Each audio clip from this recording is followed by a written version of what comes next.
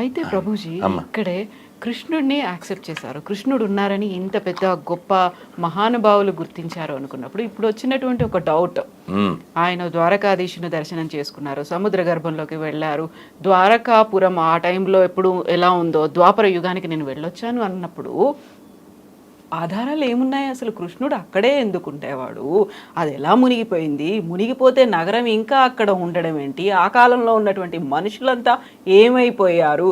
కృష్ణుడు తన వాళ్ళని ఎందుకు రక్షించుకోలేకపోయాడు? అలా మునిగిపోతుంటే అలా చూస్తూ ఉన్నాడు. ఇవన్నీ డౌట్స్ వస్తాయి, బోల్డ్ వస్తాయి కదా. All have answers. I will. అమ్మా, మీరు భాగవతంలో ప్రథమ స్కందంలో, అంటే నేను చదివాను కాబట్టి మళ్ళీ మళ్ళీ విన్నాను కాబట్టి చెప్తున్నా, ప్రథమ స్కందం చాలా బరువు ఎక్కిస్తుంది. ఎందుకు అంటే మనం ఏమనుకుంటాం, భాగవతం అంటే అన్ని ఆటలు పాటలే అనుకుంటాం, కానీ ప్రారంభమే చాలా సాడ్గా ఉంటుంది. ఎందుకంటే అర్జునుడు వెళ్తాడు, ధర్మరాజుకి ఒక చెడ్డ శకునాలు కనబడుతూ ఉంటాయి. నాకేదో అనుమానంగా ఉంది, ఒకసారి ద్వారక వెళ్ళిరా అని అర్జునుని పంపిస్తాడు. అర్జునుడు వెళ్తాడు, వెళ్తే కృష్ణుడు లేడు. కృష్ణుడు భార్యలు ఉంటే వాళ్ళని తీసుకుని వస్తూ ఉంటాడు. వచ్చిన తర్వాత చెప్పిన మాటలన్నీ మనం మాట్లాడుతున్నాం ఇప్పుడు. ఎందుకు అలా అయిపోయావు, అంత నిస్త్రాణంగా ఎందుకు అయిపోయావు అంటే, అన్నయ్య మన సఖుడు, మన బంధువు, మన మిత్రుడు, మన ప్రాణం ఆయన కృష్ణుడు ఇంకా లేడన్నయ్య, ఆయన స్వధామానికి వెళ్ళిపోయాడు అని చాలా బరువు ఎక్కించేటువంటి బాధాకరమైనటువంటి ఈ విషయం చెబుతూ, కృష్ణుడు లేడు, వారి భార్యలందరినీ నేను తీసుకుని వస్తున్నాను, దారిలో వేటగాళ్ళు నన్ను అటాక్ చేశారు, నా గాంధీవం నా విల్లంబులు ఎక్కుపెట్టాను, మంత్రం గుర్తు రావట్లే, తప్పక నేను మామూలు వ్యక్తిలాగా ఆ గాంధీవం ఇలా వేయవలసిన బాణాలు దాంతో దాడి చేశాను, దాంతో చేశాను, అయినా వాళ్ళు లాక్కుని వెళ్ళిపోయారు. ఇన్ని రోజుల నా విజయం నాది కాదన్నయ్య, ఆయన ఉండబట్టి కదా ఇదని, నేను ఆయన ఉంటే నేను హీరో, ఆయన లేకపోతే నేను జీరో అని ఇలా చాలా బాధ వ్యక్తం చేస్తాడు. ధర్మరాజు ఓ ఇదంతా మనం బ్యాగ్ సర్దుకోవాలి అని చెప్పడానికి సైన్స్ ఇవన్నీ అని చెప్పి వాళ్ళు అప్పుడు తెలుసు కదా ముగింపు, దాని పేరు మహాప్రస్థానం. అది కూడా నేను చదివా, ఇది భాగవతం తెలుగులో చదివా, అదేమో ఇంగ్లీష్లో మహాభారతం చదివా. చాలా బాగుంటుంది, ఎక్సలెంట్, ఎక్స్ట్రాడినరీ, ఎక్సైట్మెంట్ ఇవన్నీ ఉంటాయి అందులో. అంటే మనం మాట్లాడితే అలా ఎక్కువైపోతుంది, అయినా షార్ట్గా చెప్తాను. అలా వాళ్ళు ప్రయాణం చేసేస్తారు. ఆ ప్రయాణం చేసినప్పుడు ఒక్కొక్కరు పడిపోతారు, మీరు విని ఉంటారు. బదరీలో అవన్నీ ఉంటాయి. భీమశిల మేము వెళ్ళొచ్చాం, అక్కడే సరస్వతి ఉద్భవం, వ్యాస గుహ, మళ్ళీ గణేష్ గుహ, ఇవన్నీ ఉంటాయి. వాటరు పట్టుకుంటే మనం మీద పడ్డ నీళ్ళు కూడా మంచు గడ్డలైపోతుంటాయి. అలాంటి స్థితిలో ఆక్సిజన్ అందని స్థితి వరకు కొంతమంది మన వాళ్ళు ప్రయత్నం చేసి వెళ్ళిన వాళ్ళు ఉన్నారు. ఈ హైదరాబాద్లో ఒక ఆయన నాకు ఉపాధ్యాయుని, ఒక హిందీ ఆయన, నేను వెళ్ళాను స్వామీజీ అని చెప్పారు. అంటే up to the mark almost. అంటే ఏంటి, భీముడు వెళ్ళిన అంతవరకు మనిషి వెళ్ళడానికి ప్రయత్నం చేయొచ్చు, ఆ తర్వాత ఇంకా వెళ్ళలేదు. వీళ్ళు మహాప్రస్థానం ప్రారంభించి స్వర్గం వైపు వెళ్తూ ఉంటే ముందు ద్రౌపది పడిపోయింది, తర్వాత సహదేవుడు, తర్వాత నకులుడు, తర్వాత అర్జునుడు ఇలా పడిపోయారని ముందు నడుస్తున్న ధర్మరాజుకి తెలియదు. ఎవరు చెప్పారు? భీముడు వెనక్కి చూడడం, అన్నయ్య సహదేవుడు పడిపోయాడు అని మాట్లాడు, ముందుకే పదండి పోదాం ముందుకి పైకి. దీన్ని అందుకే వాడారో ఏంటో శ్రీశ్రీ గారు మహాప్రస్థానం పేరు పెట్టినాడు ఎల్లరు, ఆయన ఇంకో దానికి వాడారులేండి పుణ్యాత్ముడు. అలా మళ్ళీ అన్నయ్య నకులు పడిపోయాడు, అన్నయ్య ద్రౌపది, అన్నయ్య అర్జున్ అన్నయ్య నేను వెనక్కి తిరగడినా ఒక్క కుక్క ఇందు పట్టు వచ్చింది చివరిది వస్తే ఇంద్రుడు మాతలే అని వాళ్ళ డ్రైవర్ని పంపించాడు. మీరు ఇప్పుడు నాకు పంపించలే ఆ డ్రైవర్ని అలా పంపిస్తే ఆయన వచ్చి సార్ ఎక్కడ సార్ అన్నాడు ధన్యవాద్ని. ఇది కూడా ఎక్కుద్ది అన్నాడు. చాలా ఊరుకోండి, మీకు ఒక్కరికే వచ్చింది, ఇది అవసరం. ఒక్కల స్వర్గమైన సార్ ఊరుకోండి అన్నాడు. అంటే ధర్మరాజు చెప్పాడు, నా భార్య సోదరులు ఎవరు నాతో రాలే, ఇదొక్కటి నన్ను నమ్మి నాతో పాటు వచ్చింది, సో యూ షుడ్ అలవ్ అన్నాడు. లేదు సార్ నాట్ అలౌడ్ అన్నాడు. అయితే నేను రానన్నాడు. ఏమన్నా బుర్ర ఉందా సార్ మీకు? కుక్క కోసం స్వర్గం వదులుతాడు ఏంటి సార్ ఎవడైనాను అని ఇంద్రుడు వచ్చి చెప్పాడు. ఇంద్రుడు వచ్చి చెప్పాడు, అదంతా నాకు తెలియదు, నా పేరు ధర్మరాజు, ఇంకా ఉపకారం ఉంది, దీనికోసం ఏదో అనుభవించాలి అని ధర్మాన్ని నేను విడిచిపెట్టినాను అంటే స్టబాన్ అని నిలబడ్డాడు ఆయన. అప్పుడు ఈ కుక్క ఎవరు? ధర్మరాజు యముడు. ఆయన చాలా సంతోషం, ఆయన నువ్వు నా పేరు కలిగి ఉన్నావు, ఆ ధర్మబుద్ధి ఇంకా ఉందా లేదా, ఏమన్నా ఎరవేస్తే వెళ్ళిపోతావా అని అనుకున్నా. I'm proud of you my son, వెళ్ళినాయన అని చెప్పి రాజా ధ్రువంతే నరకం అని శాస్త్రం. రాజు a king must visit hell అమ్మ, అది రూలు. ఏ రాజు అయినా నరకానికి వెళ్ళి రావాల్సిందే, ఎందుకంటే ఏదో విధంగా దోషం జరిగి తీరుతుంది, ఈ మస్ట్ విజిట్. అలా ధర్మరాజు కూడా అలా నరకాన్ని విజిట్ చేసి మళ్ళీ వస్తాడు. సో ఇదంతా ఎందుకంటే ధర్మం పట్టుకోవాలి, ధర్మాన్ని విడిచిపెట్టకూడదు, దేనికోసమైనా ధర్మాన్ని విడిచిపెట్టకూడదు. ధర్మం కోసం దేన్నైనా విడిచిపెట్టు, దేనికోసం ధర్మాన్ని విడిచిపెట్టు. ఇలా భాగవతంలో ఈ ద్వారక ప్రస్తావన వస్తుంది. మరి మీరు అడిగేసారు చాలా క్వశ్చన్లు కదా, మరి అందుకని చెప్తున్నా, వాళ్ళంతా ఏమైపోయారు? ఇది కదా క్వశ్చన్. అవును, అసలు అలా మునిగిపోతుంటే కృష్ణుడు ఏం చేశాడు? అసలు చెప్పింది ఆయన, అడిగాడు సముద్రుడిని. అక్కడ ప్రాబ్లం వచ్చింది కదా మధురలో, వాళ్ళందరూ ఇబ్బందులు పడుతున్నారు, వాడిని కంసుని వధించాడు, వాళ్ళ తాతగారిని సీట్లో కూర్చోబెట్టాడు. తర్వాత కూడా ప్రాబ్లమ్స్ ఉన్నాయి. సరే ఈ ప్రాబ్లమ్స్ లేకుండా సముద్ర మధ్యలో నాకు స్థలం కావాలని అడిగాడు. సముద్రుడు స్థలం ఇచ్చాడు, బెట్ ద్వారకా అంట. బెట్ అంటే గిఫ్ట్, గిఫ్టెడ్ ల్యాండ్. మరి గిఫ్ట్ కొంతకాలం వాడుకున్నాడు, విశ్వకర్మని పిలిచి అద్భుతమైన సుందర నగరాన్ని నిర్మించి, అద్భుతమైన నగరం, చాలా ఆర్గనైజ్డ్, సిస్టమాటిక్. మరి స్వామి వెళ్ళిపోతున్నారు, ఇప్పుడు దాని పని లేదు. వీళ్ళందరూ కూడా దేవతలు ఎవరైతే స్వామితో వచ్చారో వాళ్ళందరూ కూడా వెనక్కి వెళ్ళిపోవాలి. ఇప్పుడు వాళ్ళని ఎవరు సమాప్తి చేస్తారు?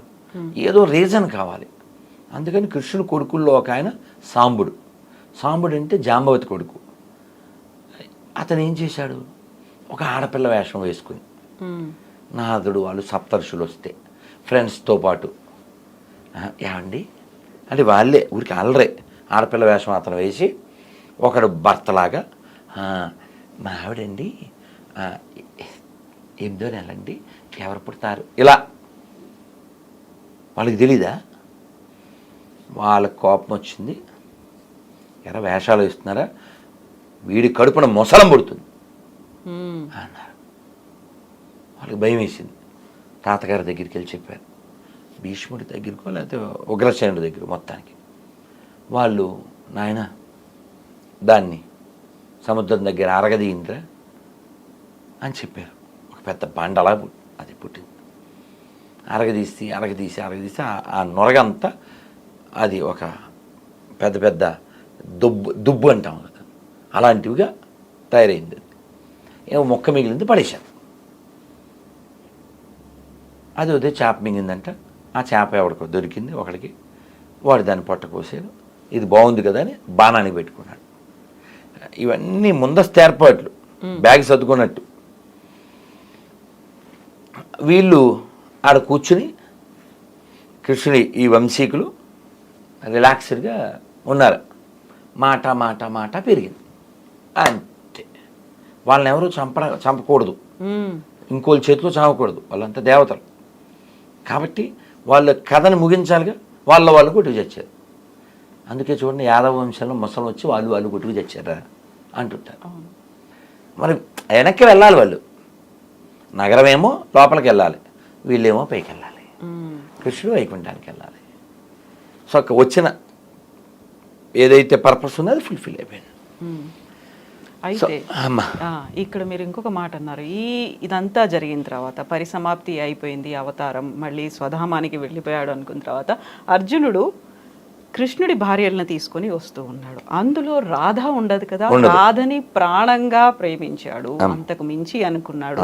అందులోనూ కృష్ణుడి కంటే రాధ వయసు ఎక్కువ, పెద్దది అనుకుంటారు కదా, తన్నెందుకు దూరం పెట్టాడు? ఆ భార్యల్లో తనెందుకు లేదు? లేదు అమ్మా, మనకేం చెప్పారంటే శ్రీకృష్ణ చైతన్య రాధాకృష్ణ నహిరే అన్య, ఇది బెంగాలీ. శ్రీకృష్ణ చైతన్య అంటే రాధాకృష్ణుడికి అభిన్నం, అంటే రాధాకృష్ణులే చైతన్య మహాప్రభు అని చెప్పారు. రాధారాణి అంటే ఆహ్లాదిని శక్తి అంటారు. కృష్ణుడు యొక్క ఆనందం ఒక రూపం చేస్తే ఆవిడ రాధారాణి. కాబట్టి రాధారాణి కృష్ణుడు వేరు కాదు, కేవలం లీలా ప్రకటన చేయడానికి మాత్రమే భగవంతుడు రాధారాణిని వచ్చేలా చేయడం జరిగింది. ఈ లీలా ప్రకటన ఇది అర్థం చేసుకోవడానికి మనకి కాస్త మెచ్యూరిటీ ఉండాలి. పైపైన చూస్తే అపరాధం చేస్తాం. అందుకని మనం షడ్గోస్వాములు రచించిన సాహిత్యాన్ని చదవాలి, చాలా శ్రద్ధగా, చాలా వినయంగా, భౌతికమైన భావనతో కాకుండా. అప్పుడు మనం కూడా ప్యూరిఫై అవుతాం. అంతేగాని ఏదో క్యాజువల్గా అలా డిస్కస్ చేయడానికి లేదు. అందుకే బృందావనంలో ఎవరంటే వాళ్ళు అడుగు పెట్టలేరు. మేము ఇస్కాన్లో జాయిన్ అయ్యాక 4 ఏళ్ల తర్వాత బృందావనం వెళ్తాను అని అనుకోలేదు. ఏదో అన్ని సిటీల్లాగే అదొకటి కాదు, గ్యారంటీగా చెప్తాను. చాలామందికి జరిగింది. నేను వెళ్ళగలను అనుకుని నువ్వు ఆగ్రా దాకా వెళ్ళగలవు, మహా అయితే మధుర దాకా వెళ్ళగలరు. గర్వం చేత వెళ్తే మాత్రం Radharani not allowed you to బృందావనంలో అడుగు పెట్టలేవు. ఎందుకని తప్త కాంచన గౌరాంగి రాధే బృందావనేశ్వరి వృషభానుసుతే దేవి ప్రణమామి హరిప్రియే. రాధే బృందావనేశ్వరి అంటే బృందావనానికి అధిపతి ఎవరంటే రాధారాణి. అలాగే మీరు మాట అన్నారు, రాధారాణి కృష్ణుడి కంటే పెద్దది అని. మేము ఈ డౌట్స్ అన్నీ ఒక 25 ఏళ్ల క్రితమే మా గురువుగారిని అడిగాం. అంటే జనసామాన్యంలో ఉన్నవి కదా ఇవన్నీ. కృష్ణుడి మీద రాధారాణి నెల 15 రోజులు చిన్నది. వృషభాను మహారాజుకి ఒక కమలంలో ఒక సరస్సులో ఆవిడ దొరికింది. మన సీతాదేవి ఎలా అయితే జనక మహారాజు దొరికిందో అలాగా ఆవిడ పుట్టిన తర్వాత దొరికిన తర్వాత ఉయ్యాల్లో వేశారు, కళ్ళు తెరవలేదు ఆవిడ. వాళ్ళు చాలా అయ్యో ఈ ముద్దులు మూటగట్టే పసిపాప కళ్ళు తెరవలేదని. తర్వాత యశోదామాయి నందమహారాజు ఈ వృషభాను మహారాజు యొక్క ఇంటికి వచ్చారు చిన్ని కృష్ణుని తీసుకొని. కృష్ణుడు ఆడుతూ వెళ్ళి ఆ ఉయ్యాలను పట్టుకున్నాడు. కృష్ణుడు ఎప్పుడైతే ఆ ఉయ్యాల పట్టుకుని నిలబడ్డాడో అప్పుడు ఆవిడ కళ్ళు తెరిచింది. అంటే కృష్ణుడిని మాత్రమే చూస్తుంది. సీతాదేవి గురించి చెప్తూ సింహాచల శాస్త్రి గారు గొప్ప హరికథకులు వారు అంటారు, సీతాదేవికి రాముడు ఒక్కడే తెలుసు, మనకు రాముడు తప్ప అన్నీ తెలుసు అంటారు. అలాగా రాధారాణి కృష్ణుడికి అభిన్నం, కేవలం ఆనందం, ఆహ్లాదిని శక్తి. భగవంతుడికి 3 శక్తులు ఉంటాయి. అంతరంగ శక్తి అంటే రాధారాణి, బాహ్య శక్తి అంటే ఈ భౌతిక ప్రపంచం. మనం అందరం కూడా భగవంతుడి యొక్క న్యూట్రల్, అంటే మనకి మనకు ఒక ఇచ్చే ఉంది. మనం ఇటు ఉండొచ్చు, అటు ఉండొచ్చు, అటైనా ఉండొచ్చు, ఇటైనా ఉండొచ్చు. ఇటు అటు కాదు, ఇటు కానీ అటు కానీ ఉండొచ్చు ఒకవైపు. అది గోన గన్నారెడ్డిలాగా ఆడా ఉంటా ఏడా ఉంటానని అనడం కుదరదు. మనకు ఒక స్వతంత్రం ఉంది జీవులకి. ఆ స్వతంత్రాన్ని మనం సరిగా ఉపయోగిస్తే భగవంతుడి వైపు ఉంటాం, మనం మిస్యూజ్ చేస్తే భౌతిక ప్రపంచంలో ఉంటాం. ఆ చాయిస్ మనది. కాబట్టి బుద్ధిమంతుడైన వాడు శాస్త్రాలు చదవడం ద్వారా, వినడం ద్వారా, గురువుని ఆశ్రయించడం ద్వారా, మళ్ళీ పుట్టకుండా ఉండడం ఎలా ఈ ప్లాన్ చేస్తాడు. ఇక్కడ ఉండటం కుదరదు కదా. చాలా బాగుంది స్టూడియో, చాలా బాగుంది కారు, చాలా బాగుంది ఇల్లు, కానీ ఇవన్నీ అశాశ్వతం. యదృశ్యం తన్నశ్యం. మొన్న మధ్య మీకు గుర్తుందా, టర్కీలో 34 అంతస్తుల బిల్డింగ్ ఓనర్ 17 సెకండ్లో బెగరైపోయాడు. ఎందుకు? భూకంపం. మీకు గుర్తుందా, ఒక 15 ఏళ్ల క్రితం కర్నూలులో వరదలు వచ్చింది, మొత్తం ముంచెత్తింది. కర్నూలు సిటీలోకి వరద రావడం ఏంటి? బ్రహ్మంగారు ఎప్పుడో అయిపోయారు, వచ్చేసింది. కర్నూలు జిల్లాలో చాలా నష్టం జరిగింది. ఆ ఫోటోలు కొన్ని చూస్తే చాలా బాధగా ఉంటాయి. 40 ఎకరాల ఆసామి మట్టి బురద అంటుకున్న బ్లడ్ తింటున్నాడు. ఏం చేయాలి? కాబట్టి ఎప్పుడు ఇలా ఉంటాను అని ఎప్పుడు అనుకోకూడదు. ఇది ఒకటి చెప్తాను, తర్వాత మీరు అడుగుదురు. అర్జునుడు తీసుకొస్తున్నాడు కదా, ఆ తీసుకొస్తున్నప్పుడు తను ఇలా ఫెయిల్ అయ్యాడు. మరి అదేంటి, వాళ్ళు రక్షించబడాలిగా. ఇది కూడా మీ ప్రశ్నేగా. ఇప్పుడు ఆ ద్వారకలో ఉన్న వాళ్ళ విషయం మీకు చెప్పాను. వాళ్ళకి వికెట్ చేయాలి. వికెట్ చేయాలంటే ఏదో వికెట్ పట్టుకుని కొట్టుకోవాలి, వాళ్ళని ఇంకోటి చంపకూడదు, వాళ్ళని వాళ్ళే కొట్టుకోవాలి కదా. అక్కడే సమాప్తం. ప్రోగ్రామ్ వైండప్ చేయాలి. ఇక పెద్ద ఆయన వెళ్ళిపోతున్నారు, ఇంకా మిగిలిన రావాలి, అక్కడ వెళ్ళిపోవాలి కదా, ముందు ఏర్పాట్లు. సో కాబట్టి అక్కడ రీజన్ కావాలి, ఆ రీజన్ కోసం మొసలం, తద్వారా అది వైండప్. మరి వీళ్ళెవరు? ఇప్పుడు తెలిసి తెలియక, సరిగా చదవక, ఈ వాట్సాప్ యూనివర్సిటీ బ్యాచ్లు తయారయ్యి కృష్ణుడు 16,000 మందిని చేసుకున్నాడు, ఆయన దేవుడు, ఇలా ఏదో అవుతూ ఉంటారు. రామచంద్రమూర్తి వనవాసం చేస్తున్నప్పుడు ఆయన చాలా అందగాడు కదా. అందగాడమ్మా మా రాముడు ఎంతటి అందగాడమ్మా, ఆజానుబాహుడమ్మా అరవింద నేత్రుడమ్మా, కోదండరాముడమ్మా కారుణ్యధాముడమ్మా, సీతమ్మ నిలచిన గోపన్న కొలచిన భక్తులు తలచడి శ్రీరాముడు, శంఖ చక్రధారుడు, అదిగో గౌతమి ఇదిగో భద్రాద్రి, రామదాసు నిర్మించిన ఆలయం. అంతగాడు కాబట్టే పుంసాం మోహన రూపాయ పుణ్యశ్లోకాయ మంగళం.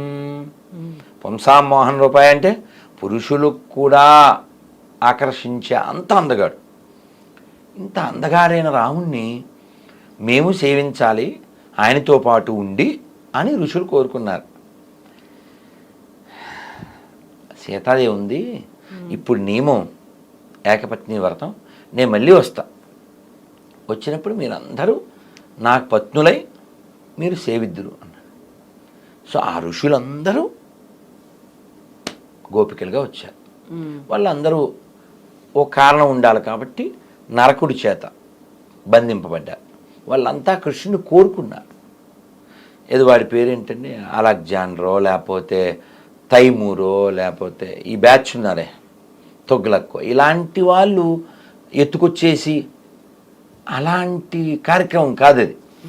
వాళ్ళు కోరుకున్నారు మేము కృష్ణుడిని తప్ప ఇంకెవరిని వివాహం ఆడము అని. వాళ్ళందరికీ 16,108 మంది మొత్తం భార్యలు. ఈ 16,000 మందికి 16,100 మందికి ఆయన ప్యాలెస్లు కట్టించాడు. వీటిని నిజమేనా ఈ పెళ్ళిళ్ళు చేసుకున్న విషయం మాట నిజమేనా అని నారదుడు చెక్ చేయడానికి వెళ్ళాడు. ఇవన్నీ భాగవతంలో ఉంటుంది. నువ్వు భాగవతాన్ని విశ్వసిస్తే నీ యూనివర్సిటీ తెలివితేటలు ఏం వాడకుండా జస్ట్ యాక్సెప్ట్ ఇట్. అలా ఈ ఋషులందరూ ఆయన భార్యలుగా ఉండి భగవంతుడి సాంగత్యాన్ని పొంది భగవంతుడు ఇంకా వైకుంఠానికి వెళ్ళిపోయాడు. వాళ్ళు కూడా వాళ్ళ స్వస్థలాలకు వెళ్ళిపోవాలి. మరి ఏదో విధంగా ప్యాకప్ అయిపోవాలి. అర్జునుడి మహాప్రస్థానం ఆయన వెళ్ళిపోవాలి. సో వీళ్ళందరూ ఈ ఆటవికుల ద్వారా లాక్కెళ్ళిపోయారు. లాక్కి వెళ్ళిపోతే ఇది కూడా చెప్పాలి, ద్వారక దగ్గర గోపీ తలాబ్ అని ఉంటుంది. మేము వెళ్తూ ఉండే ఈ తిలకం పెట్టుకుంటామే అక్కడే దొరుకుతుంది. ఇప్పటికీ మామూలుగా 20-30 రూపాయలు ఇంత మొక్క ఉండేది, అక్కడ ఇంత దొరికేస్తుంది 20 రూపాయలకి. అలా చెప్తున్నా, చాలా స్వచ్ఛంగా. ఆ గోపీ తలాబ్ ఏమిటి అంటే ఈ ఆటవికుల చేత కొనిపోబడుతున్నటువంటి కృష్ణుడి యొక్క భార్యలు, వాళ్ళకి ఆటవికులు అంటేనే కల్చర్ ఉండదు అని కదా, వాళ్ళు మనం పెళ్లి చేసుకుందాం అన్నారు కృష్ణుడి భార్య వాళ్ళు. సరే మేము స్నానం చేసి వస్తాం, మరి నడిచి వచ్చాం కదా అన్నారు. అలాగే అన్నారు వాళ్ళు. వీళ్ళందరూ ఆ పెద్ద సరస్సులో దిగారు. దిగినప్పుడు స్త్రీలు, బయటకు వచ్చినప్పుడు గడ్డాలు వేశారు. ఇంక వాళ్ళు ఎవరిని పెళ్లి చేసుకుంటారు? వాళ్ళు అలా వెళ్ళిపోయారు, వీళ్ళు ఎలా వెళ్ళిపోయారు. అలా ఒక్కొక్కటి నాటకం అయిపోయింది అన్నట్టుగా అలా వాళ్ళ పాత్రలు ముగించిపోయింది. మనం ఏదో మన ఇచ్చ వచ్చినట్లు దాన్ని మాట్లాడకూడదు కదా. నేర్చుకోవాలి. కొన్ని చూసి మనం మార్చుకోవాలి.